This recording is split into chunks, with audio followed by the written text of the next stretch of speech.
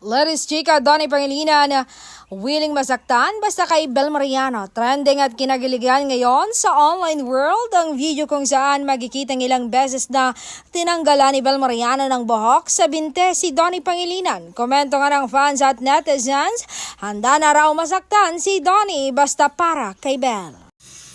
Mukhang hindi nga ininda ng aktor ang sakit sa unang pagtanggal ni Belinda Mariano at hinayaan pa ni Donnie na ulit-ulitin ng kapareha ang pagtanggal ng buhok sa kanyang legs gamit ang masking tape as a DIY depilatory. Marami-rami rin ang nakuhang buhok sa binti ng aktor, asking nga ang mga fanay kung nasaan napunta ang mga masking tape na may souvenir na balahibo ni Donnie. Willing nga raw nila itong bilhin, ipapa-frame at i-display.